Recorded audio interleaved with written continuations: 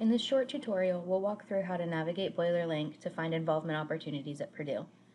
To begin, log into BoilerLink at purdue.edu/BoilerLink using your two-factor authentication.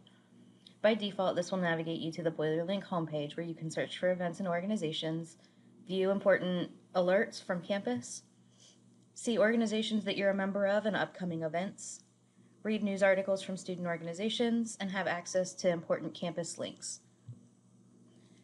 The Explore page features an Events tab across the top that will take you to a list of all events that are upcoming on campus.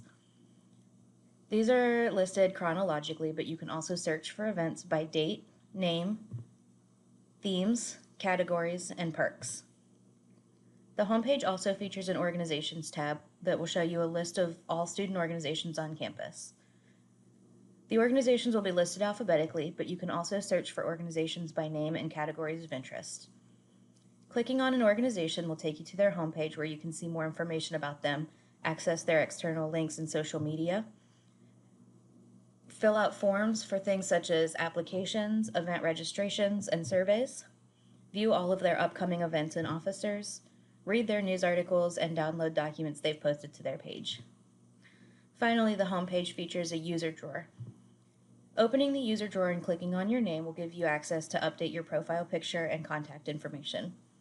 View and save your event pass to check into campus events, view events that you've previously attended and organizations you've been a member of, track your service hours, and view notifications and downloads.